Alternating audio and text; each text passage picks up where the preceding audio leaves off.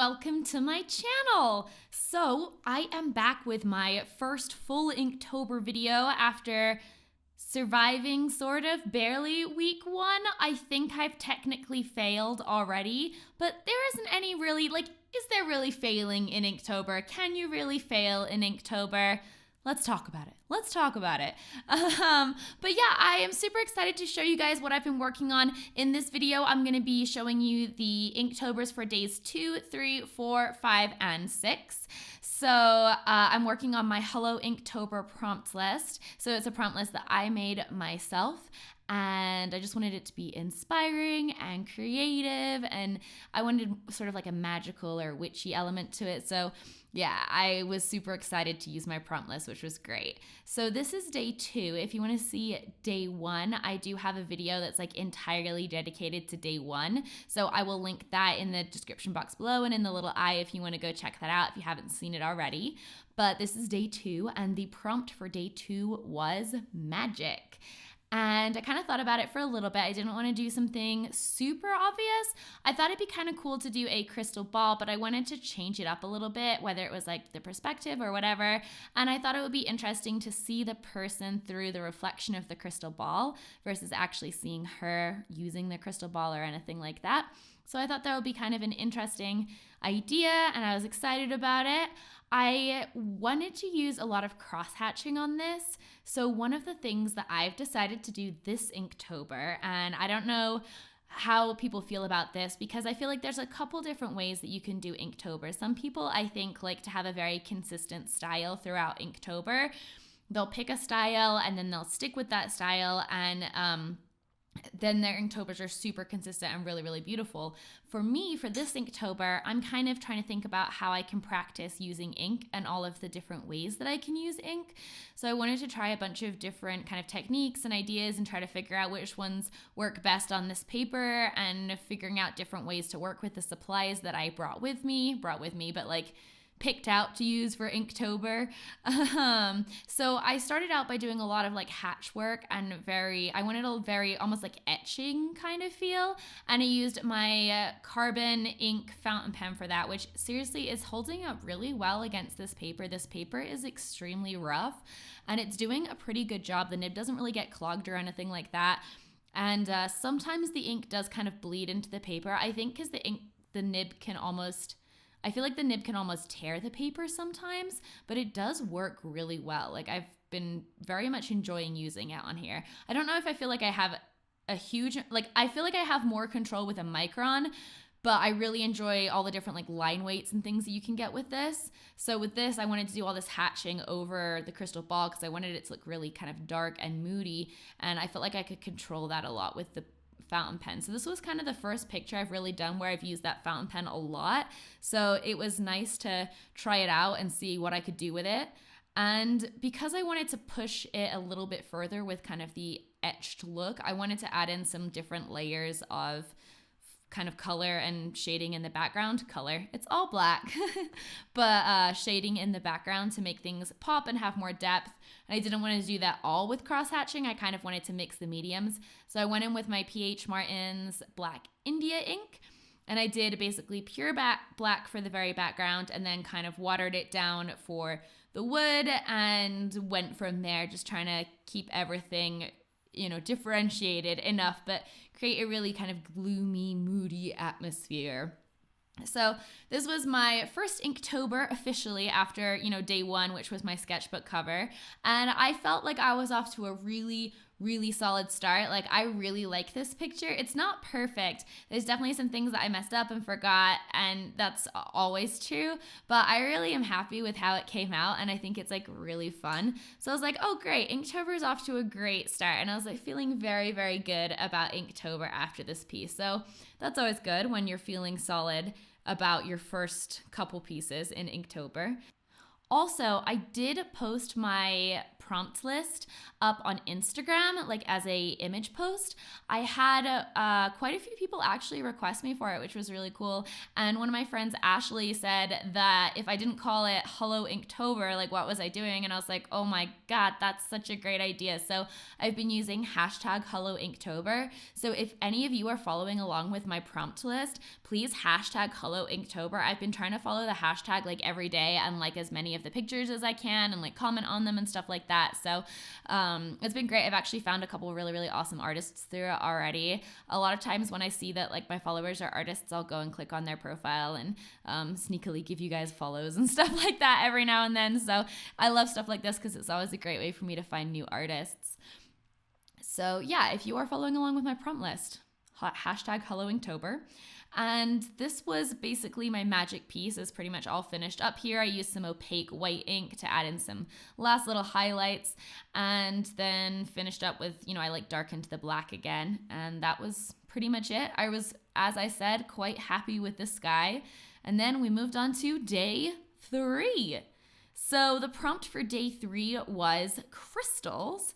And I kind of wanted to take a little bit of a break from drawing girls. My first 2 pictures had kind of girls in them. They were pretty standard portraits. I mean, not standard, I guess, because I did the crystal ball thing, but they were pretty within my comfort zone. And so I decided to do something that was a little bit less reliant on drawing like a pretty girl. And I decided to draw a crystal cavern. Now, to be fair, this is not actually that unique or exciting for me. I mean, it is, but when I worked for this website called Sabeta, I used to work for this website called Sabeta, if you guys don't know, and it's basically a Neopets like website, but with like way, way better art. You should definitely check it out.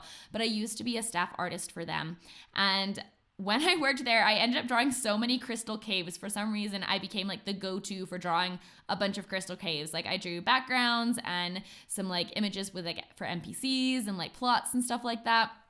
I drew a lot of crystal caves and I very much enjoyed it. So I was like, hey, let's draw a crystal cave. But I feel like there is somewhat of a challenge in drawing something like crystal when you only have black and like gray shades of gray and stuff like that. I have used a couple like metallics and like spot colors very rarely, but this one is all in the India ink. So yeah, I felt like that was a little bit more of a challenge. I don't know, but it was fun to revisit something that I've always enjoyed drawing.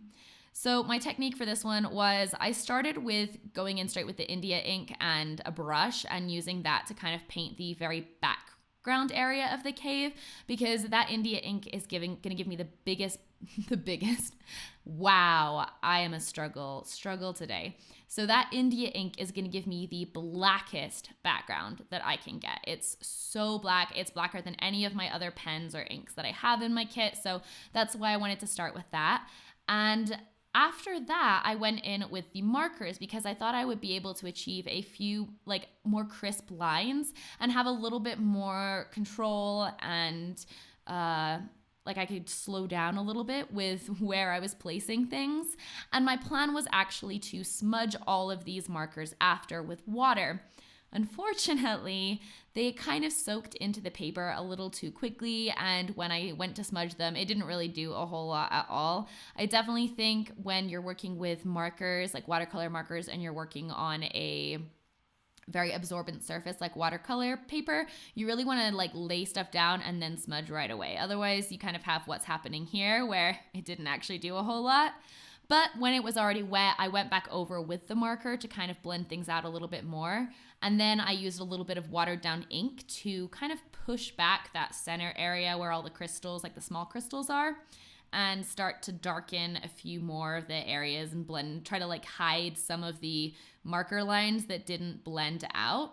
Because one of the things that I'm like excited about for Inktober is just, like I said, like all this experimentation. So I've just been kind of like going with the flow and trying all these different ways to use these supplies. So I wanted to try the pen thing again. So I used this pen, which I know is really good at bleeding and smudging. And unlike the other time, I basically blended it as soon as I laid it down. Like I would do one section at a time. And that worked really nicely. I was able to get a really nice dark shadow with that.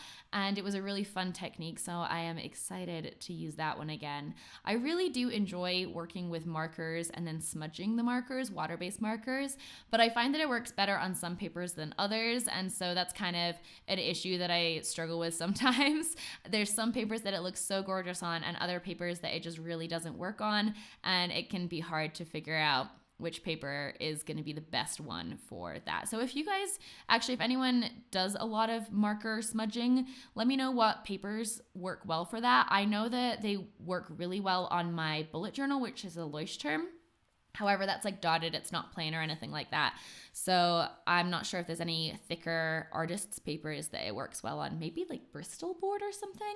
I feel like you'd want something where it doesn't soak in immediately. I've been thinking about trying watercolor pens actually, or water-based pens on Yupo paper and then blending them out on that. So maybe I'll try that. I don't know. I have some ideas. Let me know in the comments if you have any tips for water-based pens and things like that.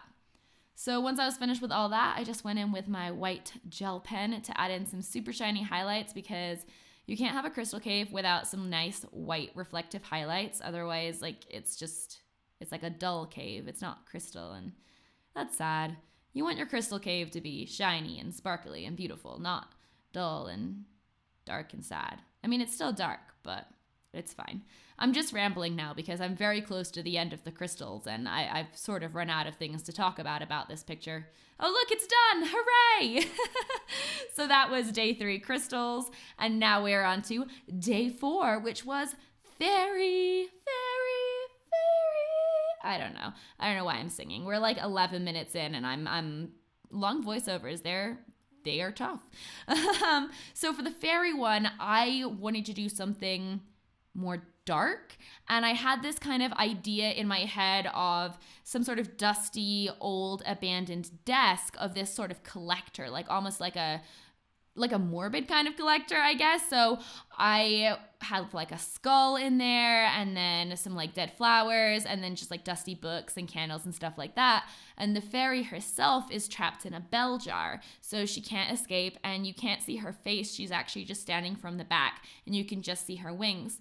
So the reason that I wanted to do something like this was because I wanted, instead of relying on just drawing a fairy, I wanted to use a fairy to become like part of the environment, and almost like it tells a story. It's not like the focus isn't just on her as a figure. The focus is like this entire scene, and she's just a part of it, and a part of telling the story that the scene is, if that makes sense. So because I feel like instinctively I just want to do portraits and like floaty girls and stuff like that. And that's a lot of fun, and I really do enjoy it. But I think it's good for me to take time to intentionally step away from the things that I want to do and try things that are different from what I normally do in some way, even if it's just a little bit different.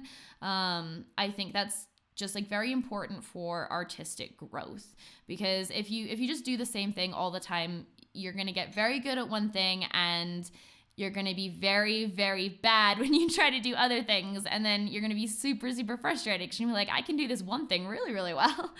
I don't know. That's kind of my thoughts on diversifying. I think it's good to have a style. It's also good to try different things, especially on fun time.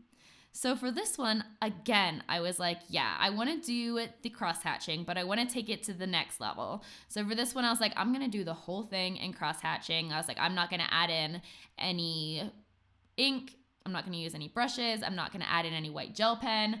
I'm going to do the whole thing in a fountain pen. And my head gets in the way a lot in this day because it was so small and detailed, and I was like, I need to be close to the paper to see what I'm doing. Like, I'm trying to draw this tiny little fairy and make her visible and readable, and I'm like, like, I need like a magnifying glass that can go over my page. I've seen those, that they have for books. I wonder if you could use that for art. You could have the magnifying thing, and then you could look and you could actually see what you're doing without breaking your back to bend really, really close to the paper. I don't know. So with the cross hatching, I wanted to try to communicate a few different things. Obviously, value is the primary reason for doing the cross hatching. It adds the shading.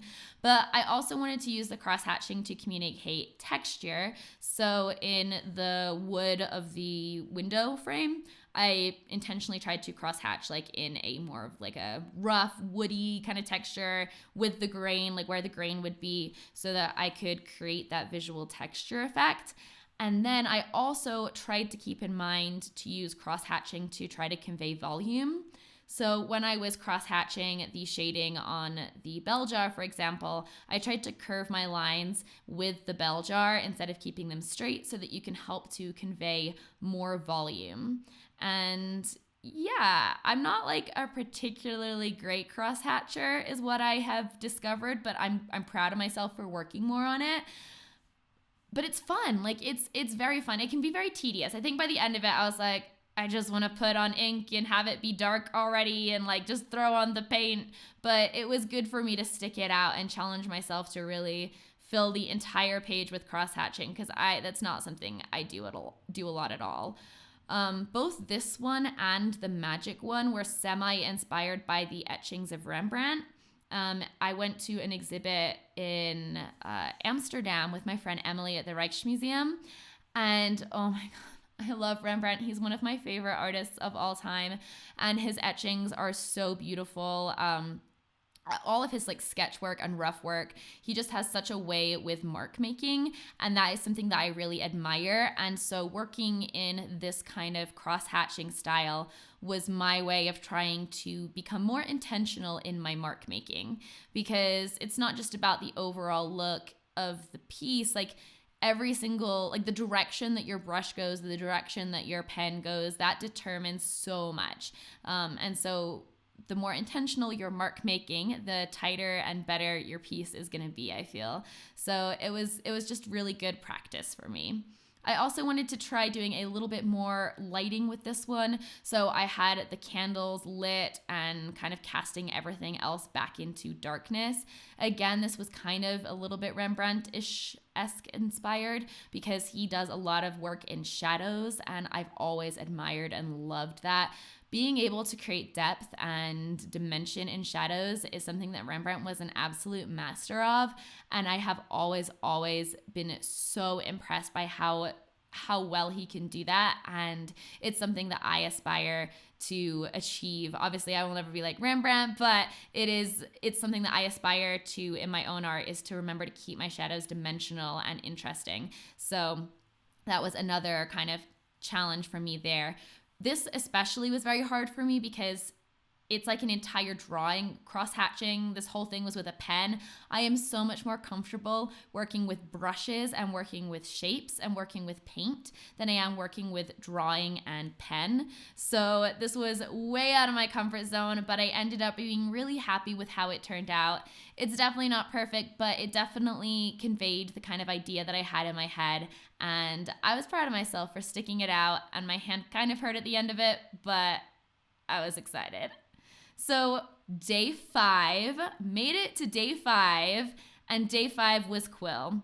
So I was not particularly inspired by day 5. Unfortunately, I was pretty burned out by this point. So I just did a real simple quill and had it doing like a brush lettering of the letter Q for Quill, which I then went over in some gold ink. And this was such a pain. It was such a pain. Everything went wrong. The inking was wobbly, and it wasn't good. And at this point, so I had fallen behind over the weekend because I just crashed. I was like, I want to do fun things. I went and looked at the aspen leaves. It was great. I did nothing productive at all. And so I did 3 Inktobers on Sunday instead. I didn't do my Friday and Saturday Inktobers on the respective days. I ended up catching up with them on Sunday. So this was Saturday's Inktober, and the fairy was Friday's. So I did all 3 of these in one sitting, and I very much enjoyed working on the first one and the last one. But Quill, I was just like, I know I wrote this prompt list, but nah. But I think it came out pretty cute anyway, and I liked getting to use the gold ink, and I enjoyed the textures in the background. So that was Quill, day 5. And day 6 is gold. So day 6 is the last sketch that I have for you in this video. And for gold, I wanted to convey gold without using gold. I used gold in the last image, but I'm not going to cop out in this one and just use gold ink for it. So I decided to draw a hand with a beautiful ornate bracelet on it that in my mind is just sparkling with gold and diamonds and gems, and it's just it is a beautiful, and I love it. So I drew a hand. I used my own hand as reference. And again, I was trying to challenge myself with this. Hands are not a strong suit for me, so I went with the hands. I decided to try a technique that I hadn't really tried yet. So I did the line art in just a brush, which I've done this before in the past, but for Inktober, I hadn't tried it. So I decided I wanted to do the whole thing with a brush for this guy. And that's what I did. Line art, everything was with a brush. And I like this one. I like this one a lot. It's a hand, and I think it came out nice, and I was proud of myself. So yeah, that's kind of how Inktober's been going. I've made it to day 6. Unfortunately, I am a little bit behind on day 7 and 8. I need to complete both of those tonight to be caught up, but it's fine. I'm just gonna keep chugging along. It's gonna be great. I'm excited. I hope you guys are doing well on your Inktober. The reason I was like, did I fail at Inktober is because I'm like, is it failing if you do 3 on Sunday because you missed them on Friday and Saturday? And I've decided it isn't, because I don't want to tell myself I failed because then I'll stop doing it, and that's stupid and defeats the purpose. So I am going to keep going, and I don't care if anyone thinks I failed, because I am a winner, as my roommate Julie likes to say, and you are a winner as well, and I am proud of you. So if you are doing Inktober, please let me know in the comments, how are you doing? Are you caught up? Are you a little bit behind? Are you ahead? Someone told me that they had finished almost all of their Inktobers and it was September. And I was like, on one hand, I was like, that's really good for you. And then on the other hand, I was like, that's not really Inktober though. That was more like Inktember. So I was like, I don't know if that's like quite the same thing, but like you did it. So like, good for you.